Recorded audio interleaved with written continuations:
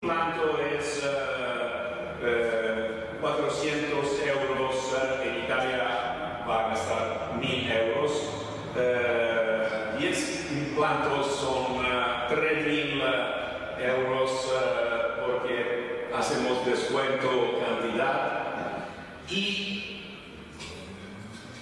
yo no hice jamás una search para los dentistas croatos. Y este es el resultado de este capitalismo de la vigilancia.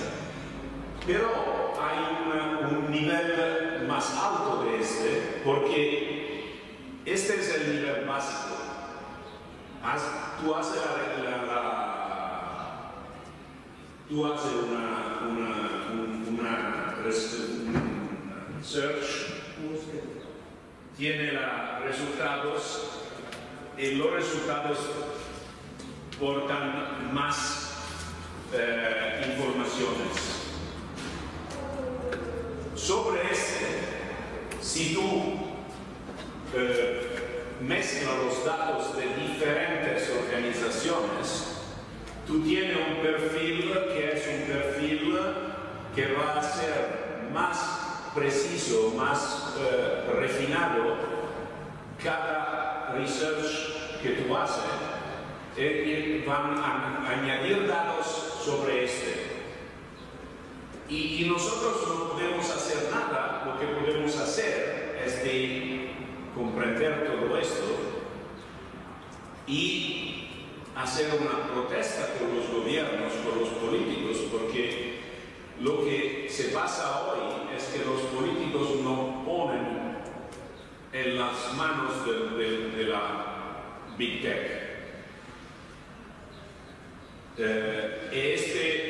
En Europa es un problema muy grande, pero creo que sea un problema muy grande en América del Sur, sea un problema grande en Asia también, porque la situación no es muy diferente. El problema es que con la informática, con los datos que hace 50 años estaban datos, números, hoy los datos son mucho más que el contenido de los datos. Exactamente porque los datos pueden ser puestos en relación entre ellos, porque hay datos que son diferentes, pueden añadir informaciones, porque el teléfono que tenemos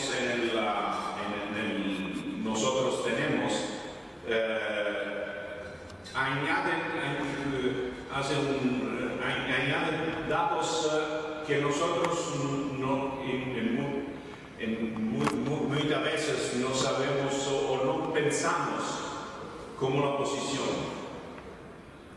Si usted te ve que tú vas a comer en restaurantes que son más caros, esto es como consecuencia tiene que tú tienes una capacidad de gastar más alta que los otros. Si tú haces viajes siempre en una dirección, significa que en esta dirección tú tienes un interés particular, en una ciudad, en una oficina, y nosotros creamos un número de datos que es increíble, veramente increíble. Esta es como creció los números de datos. Este es 2025, la proyección por 2025 es que los usuarios van a generar 175 zettabytes de datos. El 90% de estos datos va a ser en servidores que son controlados para la sociedad americana, estadounidenses. En Entonces, no he dicho que los datos son en los Estados Unidos, porque los datos pueden ser en todo el mundo, pero son controlados para esta sociedad. Y si usted piensa que no hay, los entornos no tienen informaciones, esta es un diseño de una calle, de una ciudad. Todos los puntos rojos son sensores, Wi-Fi, telecámaras, teléfonos. Hoy tenemos sensores básicamente para todo. Y este es, si no tiene una conciencia de este, es muy difícil de comprender lo que se pasa cuando nosotros estamos en una calle de una ciudad.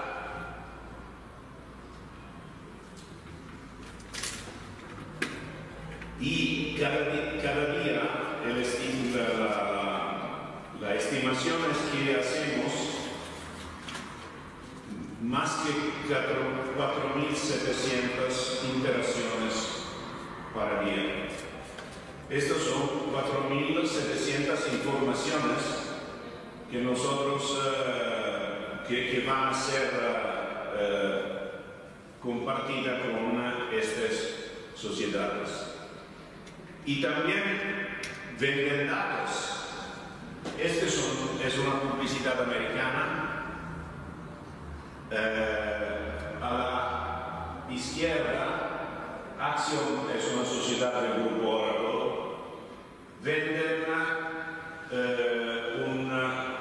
datos sobre 700 millones de personas en los Estados Unidos, de Europa y otras regiones, dicen, con 3.000 atributos para personas.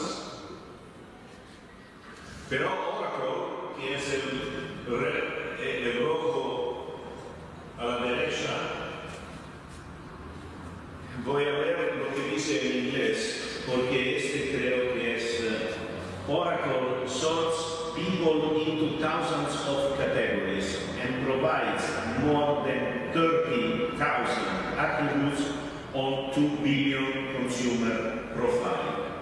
So Oracle divides people in many categories and offers 30,000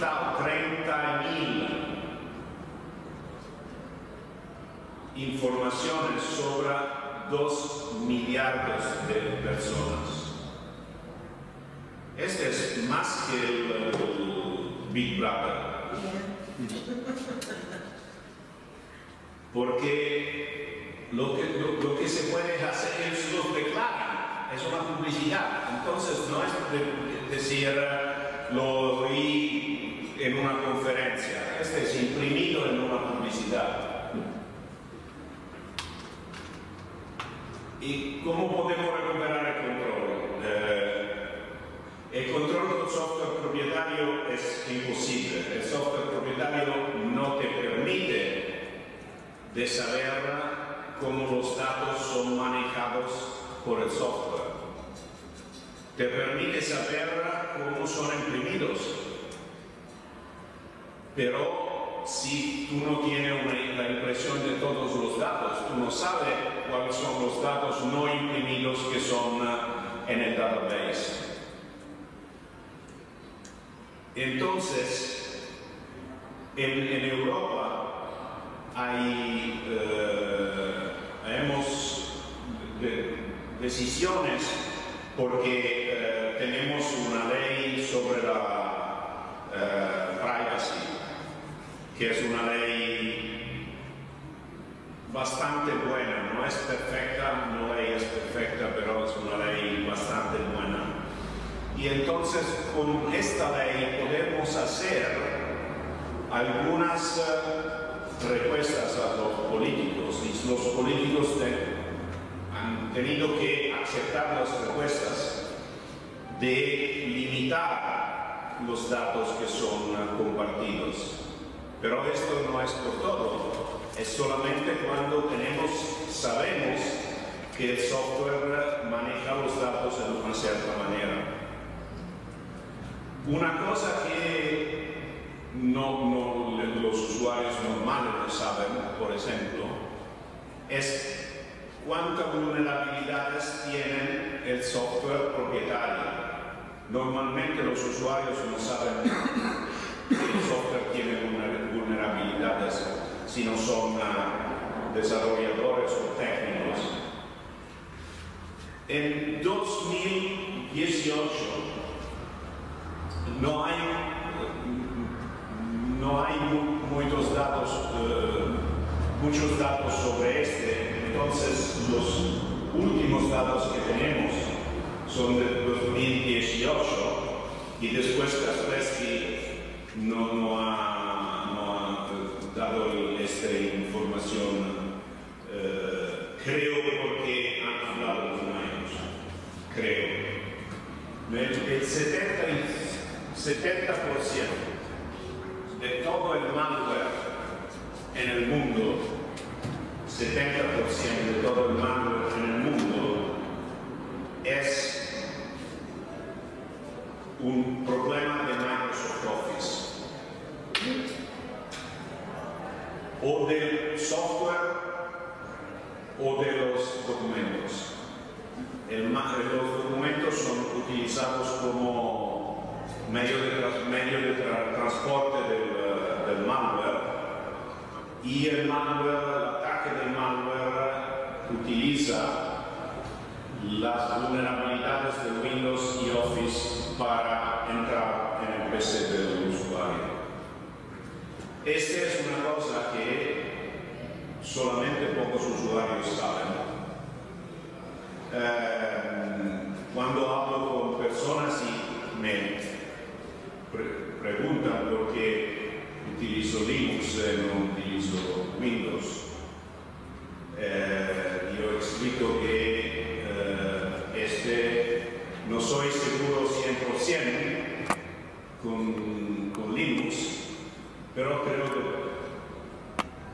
tengo el control de mi PC y entonces si no hago cosas que no son bien hechas, normalmente mi PC es quasi seguro. Si usa Windows, tiene la certidumbre que tu PC no es seguro por nunca y nada, porque no sabe cómo Windows se comporta con malware, no sabe lo que hace en términos de seguridad, y es un problema. El problema importante es que nosotros sabemos que el software libre, la transparencia del software libre por usuario significa más seguridad, porque tú puedes ver el software y comprender lo que el software hace cuando algo pasa, cómo los datos son manejados, cómo los datos son transferidos, los protocolos y todo. El problema es que nosotros no somos considerados para los políticos como industria. Es como decir, no son profesionales que hacen software, entonces, ¿por qué tenemos que hablar con el software libre cuando el software libre no es hecho para profesionales? Es exactamente el contrario. El software libre es un software profesional. El problema es que hoy los políticos tienen que aceptar el software libre en la infraestructura porque no hay otro software en la infraestructura. Pero hoy Dicen sobre el desktop no sé. Si el software libre es más seguro por la infraestructura, que tiene problemas de seguridad importantes. Esto significa que el software libre es por fin más seguro sobre el desktop, que tiene problemas de seguridad menores que la infraestructura. Pero el problema es este: los políticos no consideran el software libre como un interlocutor, como algo con lo cual hablar y probar soluciones. En Europa, el garante de la privacidad europeo en marzo hizo una decisión que no se puede utilizar Microsoft 365 porque no garantiza el manejamiento de los datos en una manera compatible con la privacidad. Pero no dicen usuarios tendrían que utilizar un software diferente. Pide Microsoft para cambiar el software porque sea compatible con la privacidad, que es imposible. Tendrías que desarrollar Office completamente nuevo, en una manera completamente diferente. Office sobre el kernel Windows es una batalla perdida antes de empezar la batalla. El problema es que los políticos no comprenden los estándares, no comprenden. Esta interoperabilidad ha sido descrita por el Lego es propietario, pero Lego es un ejemplo de estándar sobre 60, 70 años. Porque yo tenía Lego cuando tenías 6 años y ahora el hijo de mi hermana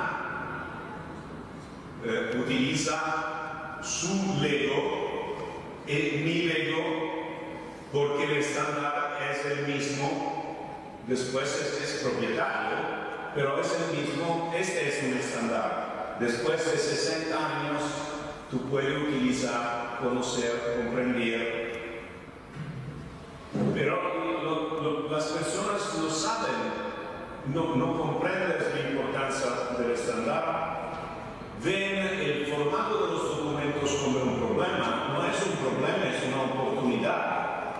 Si usted utiliza un formato estándar de documentos, no tiene que hacer otras cosas por la interoperabilidad. Nosotros sabemos que si usted utiliza Open Document Format, el documento es el mismo, siempre el mismo. Si yo voy a crear un documento con un texto específico y Ismael va a crear el mismo documento con un PC diferente, con impostaciones básicas diferentes, el documento ODF será el mismo. Si yo voy a crear un documento Office Open Docx con mi computer Windows, que no tiene, hacemos la hipótesis que voy a crear un documento con un computer Windows y otras personas van a crear el mismo documento con otro computer Windows. Los dos documentos parecen los mismos sobre la pantalla, pero son diferentes como código. Tú puedes hacer toda la prueba que quieres, pero esta es la realidad. Entonces, utilizando formatos estándares, los usuarios volvieran a recuperar el control sobre los datos que no tienen hoy, porque no saben cómo manejar un documento DocX. Es verdad que manejar un documento no es simple, pero si cuando tú vas a hacer el análisis de un documento y comprende y ve el documento ODF, el código que el usuario va a generar por el documento, es un código que el usuario puede leer sin grandes problemas. Mismo un usuario que no tiene conocencia del XML puede comprender cómo el documento ODF es un documento human readable, que un humano puede leer. El mismo no es por documento de Microsoft Office. Este es lo que tendríamos que haber un file format, un formato de los documentos que es interoperable, que es el mismo, porque esto permite al usuario de controlar los datos. Con los documentos de Microsoft tenemos login, hay un fantástico documento de Microsoft, es un desaparecido. Creo que aquí en América Latina se puede hablar de desaparecidos, esta no era una historia positiva, pero no es un caso que la primera vez que yo mostró este documento en un meeting donde había el Managing Director de Microsoft Italia en el meeting, el documento el día después fue desaparecido. Tengo 12 copias de este documento, 4 son en 4 bancos diferentes en Italia. I know my chickens. Este es lo que Free Software Foundation Europa hace. Es un proyecto interesante, creo que es un proyecto que tendría que ser compartido en todo el mundo. Si gastamos dinero público, el software tiene que ser público, el código tiene que ser público también. El contrario es lo que se pasa cuando el pseudo estándar Microsoft fue creado en 2008.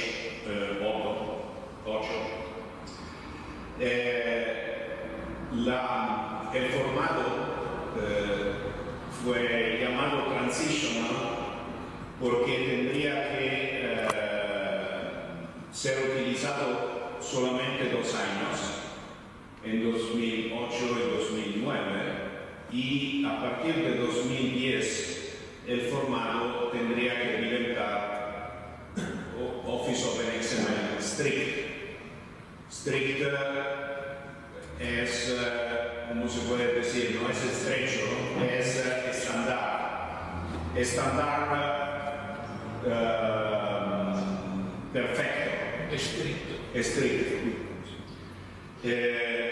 Lo que se pasó es que en 2010 Microsoft añadió el formato strict como la última opción en el salva con nombre de Microsoft Office, en manera que no hay usuario que utilizó este formato. Pero a partir de 2021, Strict es desaparecido también. Entonces, hoy todos los documentos de Microsoft Office que son producidos para Microsoft Office, LibreOffice y otro software, no son documentos estándar, son documentos propietarios, 100% propietarios. Documentos que la única diferencia con los viejos documentos es que tienen una base XML, pero es una base XML que es talmente creativa que no es un XML human readable. No puede ser, un humano no es capaz de leer este XML. Solo un PC con Windows y Microsoft Office lo puede leer. ¿Y por qué esto? Porque mientras ODF fue desarrollado por el futuro y en 2006 las personas que trabajaban con OpenOffice creo que se recuerdan de esto. En 2006 el formato de OpenOffice cambió del viejo formato basado sobre XML por el nuevo formato estándar basado sobre XML. Este es la sola cosa posible si tú veramente utilizas un estándar. El estándar no puede ser compatible con el pasado, porque si el pasado no estaba estándar, esto significa que el futuro no es estándar, si es compatible. Este es exactamente lo que Microsoft hizo. Hicieron un formato para mantener el pasado. Esta es la diferencia más importante. Y la otra diferencia es que mientras el software libre cerca de ser el más simple posible, el software propietario tiene la complejidad como estrategia. Yo voy a crear un documento el más complejo que puede, porque tu usuario no sea capaz de gestionar ese documento en manera apropiada. El problema, así, volvemos a la soberanía digital, es que la soberanía digital hoy significa el control sobre nuestra vida digital. Si tengo 70 años, si no tengo control sobre mi vida digital, no tengo una longa vida digital frente a mí. Espero 30 años, pero no sé. Puede ser, es difícil de ver. Pero los jóvenes tienen 50, 60 años de vida digital frente a ellos. ¿Y por qué tienen que haber 60 años de vida digital que no es decidida para ellos, más es decidida para grandes compañías americanas? O sea, este es el problema. La soberanía digital no es un problema académico, es un problema para el futuro de las nuevas generaciones de usuarios. Y creo que, repito, yo tengo 70 años, pero creo que es un deber por mí de hablar de estas cosas, porque la gente la comprenda. Son difíciles a comprender, no son fáciles, pero espero de haber sido capaz de simplificar un poquito el problema, porque creo que es un problema importante por el futuro, no mío, sino de los jóvenes de hoy. Y muchas gracias por la atención. Disculpe ahora por el español.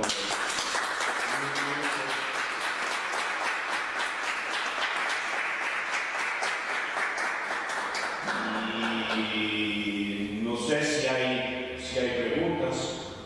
Si no hay preguntas, creo que podemos pasar a algo. Yo tengo una pregunta para usted, Charlotte.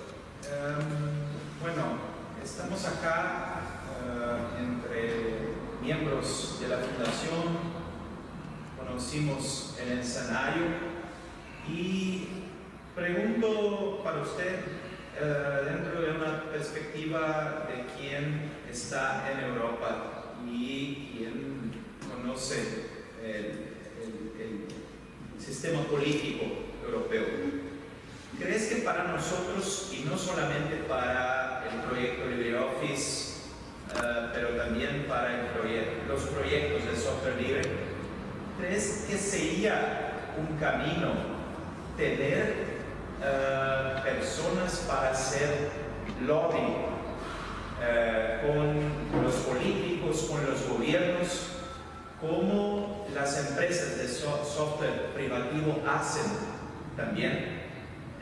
O sea, de nuestra parte, tener gente de nuestro proyecto, pero no solamente de nuestro proyecto, pero también de otros proyectos de software libre, por ejemplo, de Free Software Foundation Europe, con personas exclusivamente dedicadas al trabajo de lobby por el software libre y por las libertades en la tecnología en frente a las decisiones de los gobiernos de Europa.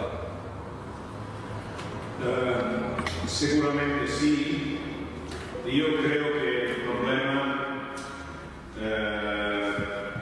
es un poquito más grande. Yo creo que nosotros tenemos que hacer nosotros una pregunta antes de todo. El software libre tiene muchas diferencias entre proyectos y esta diferencia es un valor añadido, pero el problema es que tú comprendes que es un valor añadido cuando tiene bastante conocimiento del software libre. Por las personas que no tienen conocimiento del software libre, estas diferencias son un problema. Este es un problema.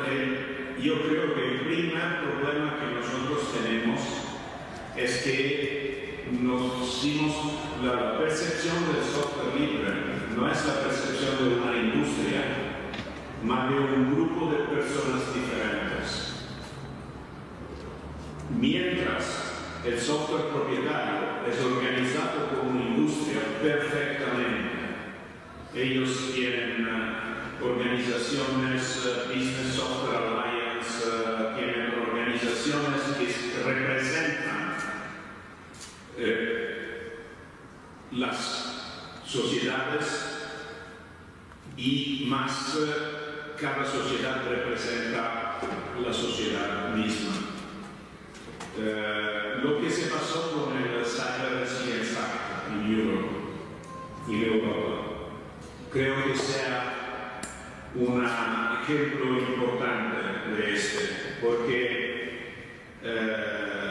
sea un ejemplo antes de la percepción de los políticos, que la primera versión de Cyber Resilience Act, que es una ley importante para la seguridad del software, fue de hablar con el software propietario y después escribir la primera versión de la ley. Una ley que era diseñada sobre el software propietario. Y solamente porque a nivel individual y a nivel de pequeños grupos fuimos capaces de hablar con algunos políticos y con más que los políticos, los técnicos que gestionaban la ley, que la ley fue cambiada por el mejor, por el software libre. No es perfecta, pero es una ley que podemos respetar.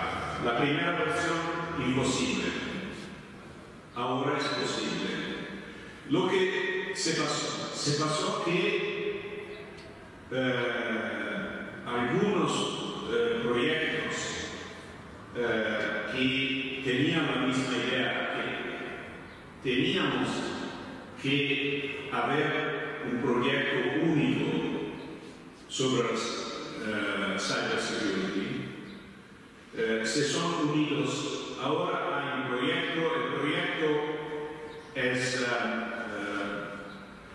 no hay un gobierno, ¿cómo se puede decir? El proyecto de referimiento es Eclipse Foundation, solo porque dentro de Eclipse había más personas que comprendieron el problema que en los otros proyectos. Pero nosotros somos en el proyecto, hay otros que son en el proyecto también. Y es un proyecto que va a crear estándares comunes por la seguridad del software libre. Va a crear forma de comunicación común por el software libre. Va a crear una organización, los políticos, una organización que va a ser presente. En el día antes de Boston haremos un evento de Open Forum Europe. Es un evento donde todos los políticos han sido invitados, no todos los 700, pero los importantes. Y vamos a hablar con los políticos. Vamos a hablar con periodistas que han sido invitados, porque lo que se puede decir que hemos comprendido, y yo lo digo después de muchos años, que mismo si tenemos diferencia entre los proyectos, tenemos que ser representados de una sola voz. No podemos ser representados cada proyecto por una voz diferente. Entonces, este era el primer paso. El primer paso no es de decir, yo voy a hacer nombres solamente para ejemplo, yo utilizo Linux Mint, porque es mi opinión personal, es la distribución de Linux que es la mejor por mí. Pero cuando hablo de Linux, yo no digo jamás Linux Mint, yo digo Linux. Porque si hablo con algo que me pide cuál Linux tengo que utilizar, yo le digo, yo utilizo este, pero hay diferentes distribuciones y como son gratuitas, hacen una prueba. Instala sobre tu PC y ve si es la buena por ti. Si no es la buena, instala otra. Pero la pregunta es, ¿por qué tengo que hacer? No hay una mejor. No hay una mejor. Si tú quieres, te puedo decir que Linux Mint es la mejor porque es la una que yo utilizo. Pero no es correcto de decir que hay una mejor distribución Linux, como no es correcto decir que hay un proyecto open source que es el mejor en manera absoluta.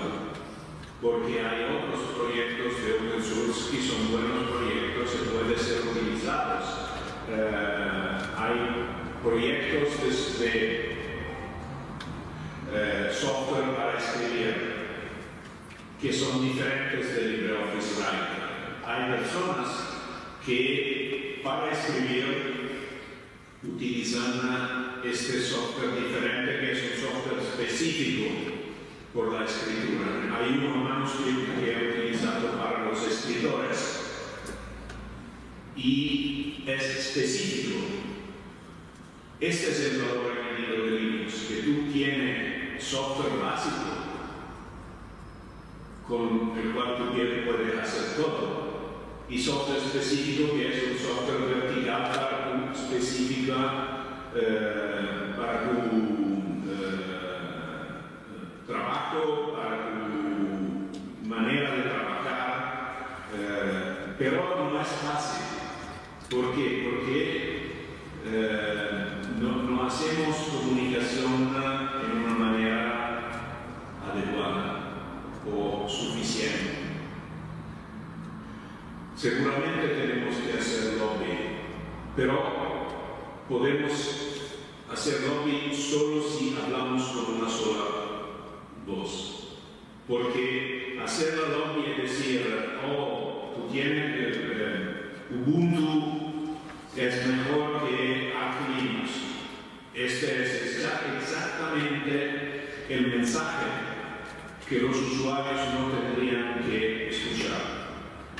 Porque la percepción es que nosotros somos un grupo de personas diferentes, cada persona tiene una distro diferente o hace cosas diferentes. No es verdad. El software libre es una industria, hay datos en Europa y si hay datos en América Latina,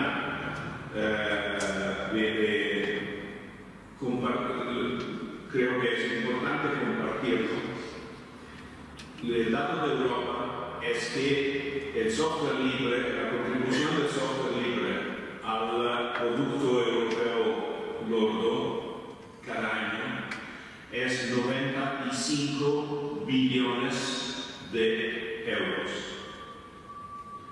equivalente a un 0.9 del producto lordo de Europa. Entonces, somos una industria importante. Si el software libre va a desaparecer de Europa, este va a ser un problema económico por Europa. Entonces, si somos un problema económico, los políticos tienen absolutamente que hablar con nosotros. El problema es que tenemos que decirlo. Tenemos que decir, si es el mismo en Sudamérica, tenemos que querer el mismo. Hablar con los periodistas. Yo tengo un periodista que conozco en Argentina, también un profesor en una universidad. Él me dice que falta datos sobre el software libre en América Latina. Él escribe sobre la Nación, entonces un periódico importante, un diario creo, y dice: yo no soy capaz de escribir artículos sobre el software libre que sean artículos económicos, que son artículos que van a ser escuchados para la economía. Este es importante. Nosotros tenemos que ser escuchados para la economía. Y al momento no lo sé. Este es un problema. Es un problema que nosotros vamos en círculo en esto. Pero si yo digo ponemos todos juntos, no significa poner todos en el mismo. Significa que nosotros tenemos importancia económica, ese es un problema. Y después la competición entre distribuciones es otra cosa. Porque los gobiernos no eran jamás a ver lo que se pasa en términos técnicos. La economía va a ser importante.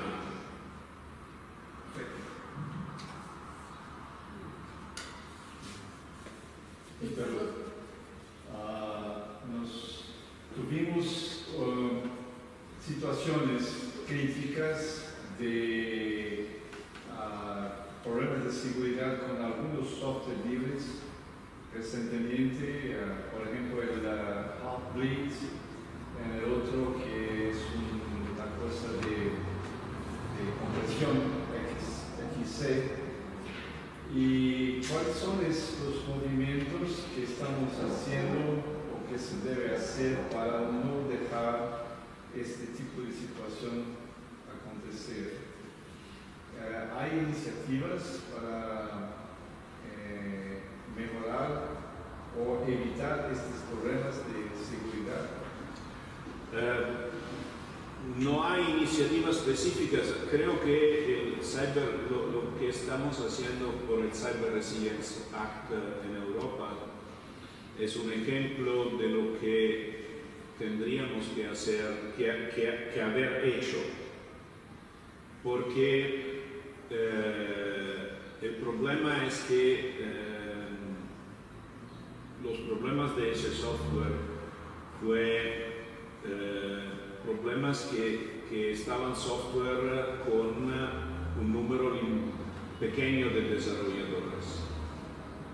Y entonces los problemas de seguridad no fueron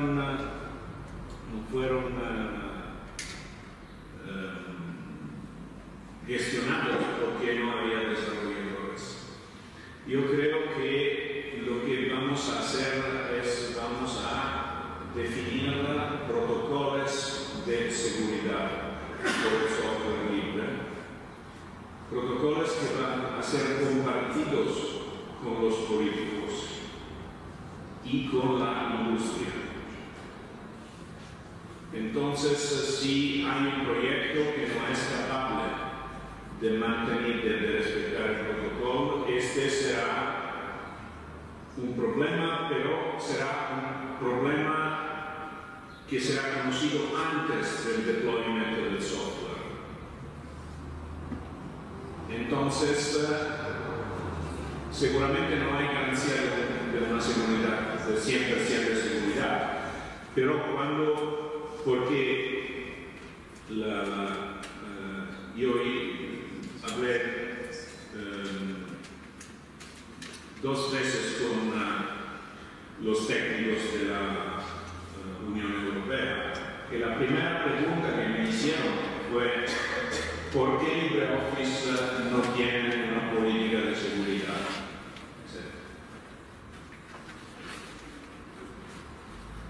¿Usted piensa que un software que tiene hoy 30 millones de downloads per año no tiene una política de seguridad? No, en efecto, con 30 millones de downloads usted tiene que haber seguridad, porque sería imposible sin una política de seguridad utilizar sobre este número. Y mi respuesta es, ¿por qué usted piensa esto? Porque antes de pensar no va a haber los repositorios del software y los patches que son patches de seguridad que son aplicados al software. Es público. Yo no soy un técnico, pero ustedes son técnicos, pueden comprender lo que es hecho por la seguridad. puede comprender lo que hacemos para cuando hay un problema de vulnerabilidad. Tenemos vulnerabilidad como todo software. Nosotros, cuando la vulnerabilidad ha sido resolvida, nosotros publicamos en transparencia que ha sido resolvida. ¿Por qué no va a hacer antes de poner una cuestión estúpida? Porque un software que tiene 30 millones de downloads per año es imposible que no tiene una política de seguridad, porque no podría tener no millones, solo algunos usuarios, porque ¿cómo sea posible de utilizar? Este es el problema.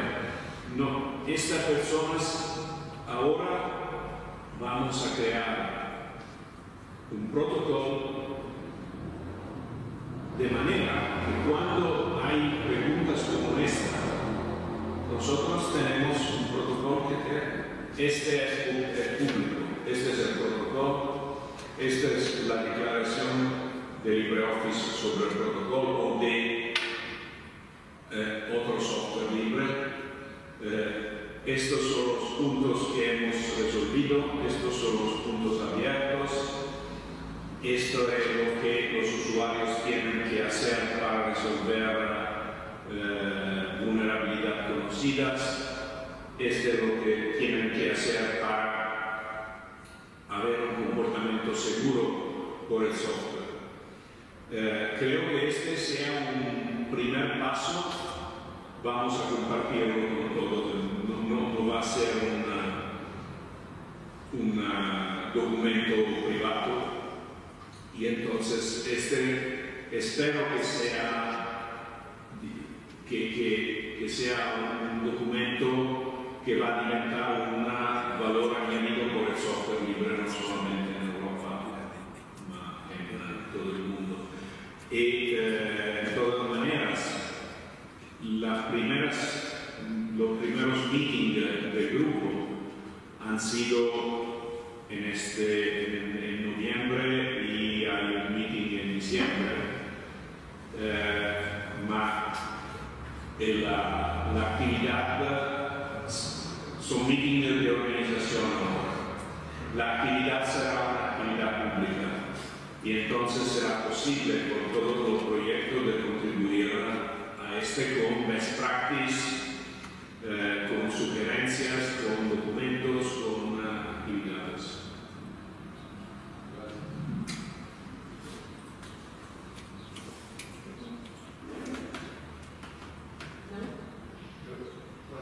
Es una pregunta más para la comunidad local o latinoamericana.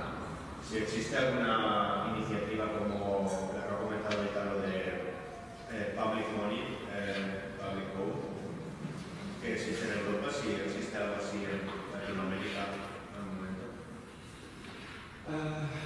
Bueno, puedo responder y bueno, los uruguayos también pueden compartir sus informaciones, pero hablando de Brasil y de nuestra relación con las comunidades, creo que no existe algo así que sea compartido por las comunidades locales en los países. No creo que tengamos algo así.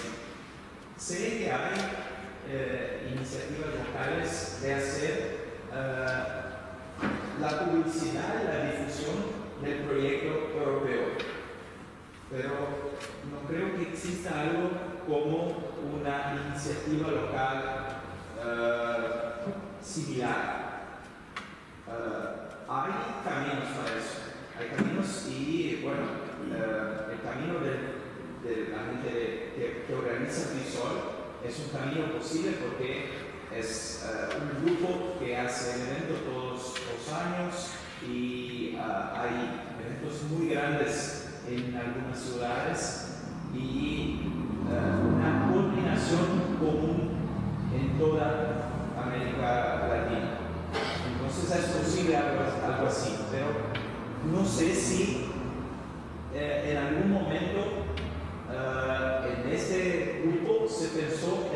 algo cómo se hace en Europa. Sí, por eso yo sí hay una, bueno, yo no lo sabía, pero el modelo europeo se está tomando como guía para exactamente lo mismo. Dinero público, código público. Conocí hace poco a una de las chicas que trabaja en el proyecto, pero no sé cuál es el estatus actual del proyecto, pero sé que sí se está tomando como guía y que se está haciendo una. Quizás, yo soy Daniel Viñar, trabajo en la universidad. En primer lugar quería agradecerle de estar acá y también pedirle disculpas que seamos tan pocos uruguayos al recibirlo. Y quizás que eso expresa lo más difícil que tenemos el software libre, como mantener nuestras comunidades extensas. En Uruguay hay una ley concretamente. A mí me parece...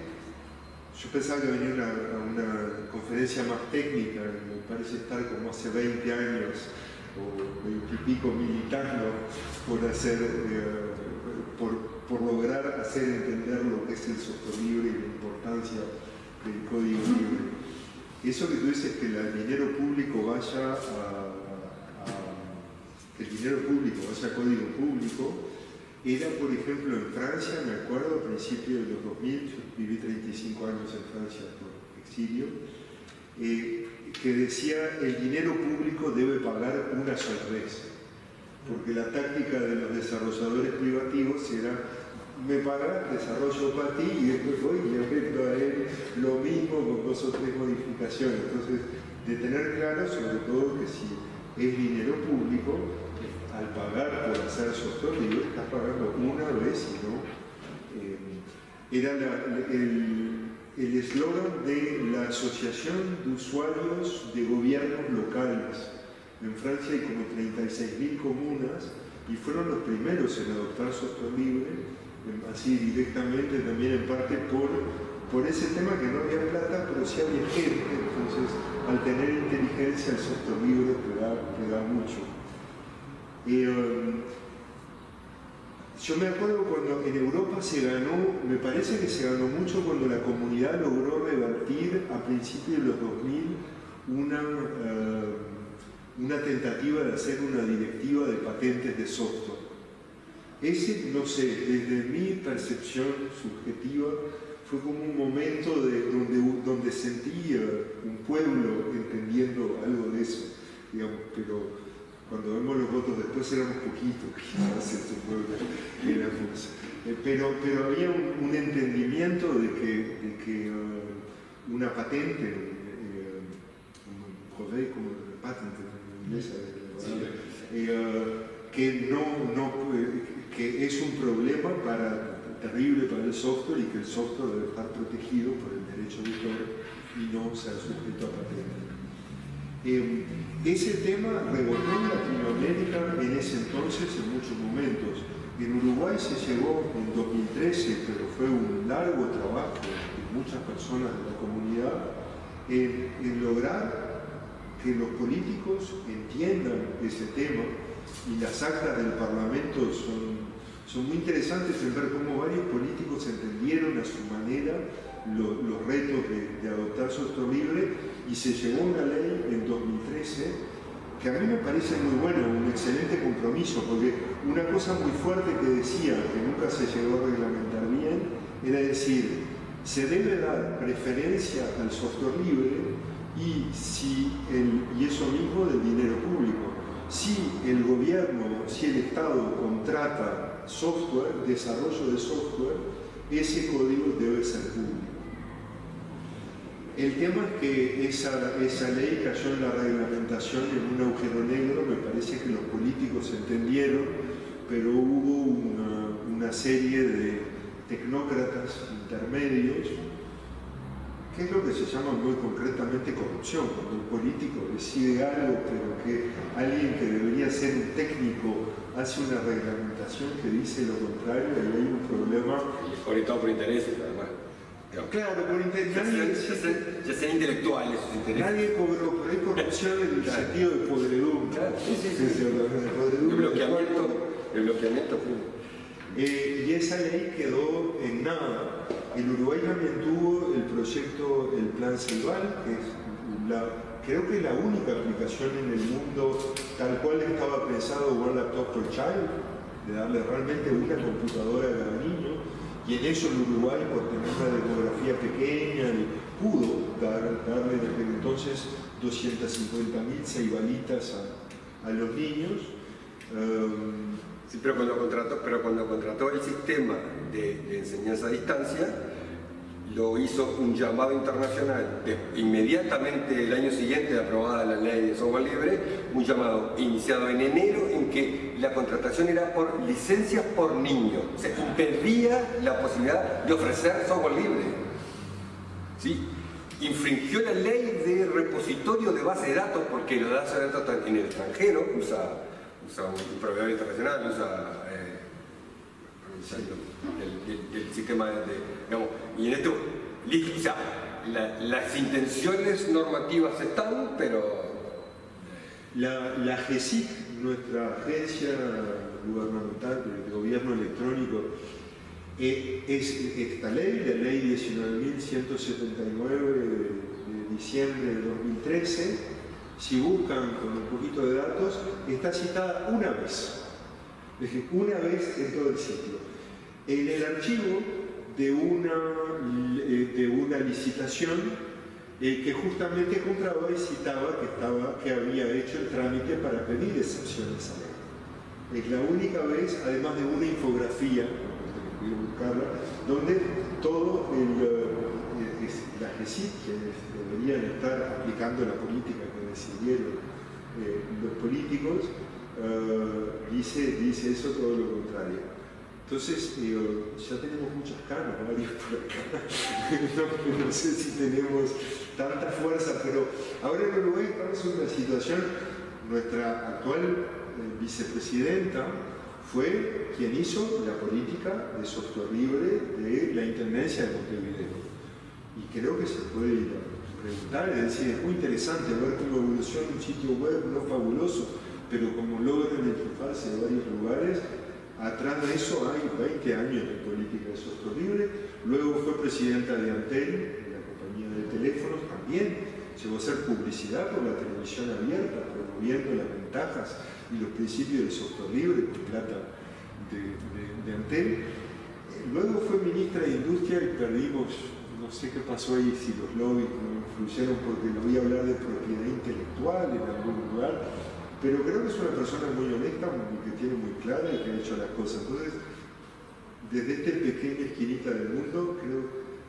yo recuerdo en aquel entonces en Brasil, alguna vez que nos invitaron, con Carolina Cosa, de hecho, a un congreso del Consejo en Belén, y que había una dinámica, se notaba en Brasil, todo aquel concepto de marca pública, Sí. Que yo nunca terminé de entender a los compañeros brasileños que explicaban, pero me pareció interesante quizás de lo que decía Ítalo, es decir, cómo ir a lograr cuajar con el mercado. Me parecía que esa idea de marca pública era lograr organizar una forma de ámbito colaborativo que funcione con colaboración más que con competición. Yo no sé qué queda de eso, cómo hay que retomar eso en el Es una charla extensa, pero interesante. En algún momento nosotros podemos hablar un poquito de la experiencia del software público en Brasil. Y fue sí, muy interesante. Hoy no es más tan fuerte, sigue, es un ejemplo de lo que se puede hacer. Sigue porque hay un ecosistema que sustenta la idea del software público y el gobierno sigue como un inductor, no tan fuerte en este momento, sigue como un inductor porque tiene el repositorio abierto, disponible para las contribuciones. Y creo que sí es un caso muy interesante para hablarnos, pero extenso porque sí es dentro de un contexto de la comunidad brasileña y de todo lo que se hizo en el pasado, alrededor de 2000, 2010, hasta 2010, 2012, cuando tuvimos el boom del software libre en Brasil. Pero volviendo al tema que puso Chisco, hay iniciativas, hay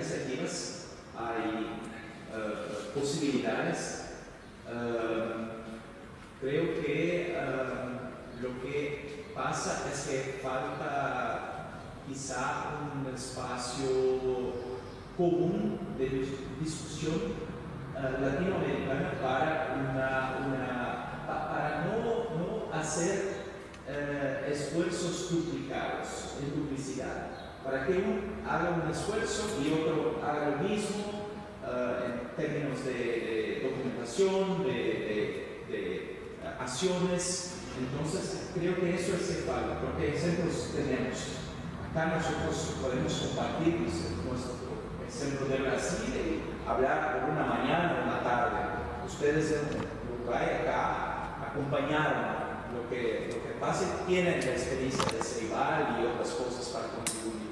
En México pasa hoy que México, lo vimos en la conferencia del año pasado, México demostró el interés por la tecnología, el interés del gobierno que sigue ahora, Mauricio, ¿no? por la elección del nuevo gobierno que sigue con las políticas de software libre. Entonces, creo que falta solamente el espacio para compartir. Y así, quizá tenemos algo similar a Europa.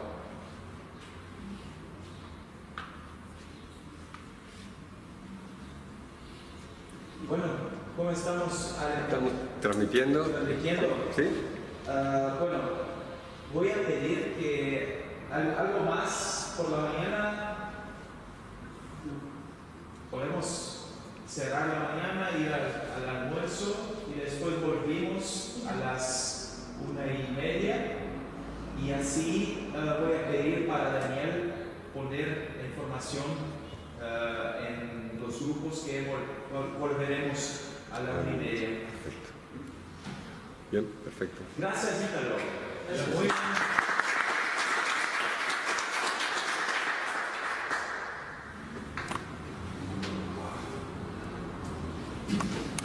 Los sonidos están de nuevo.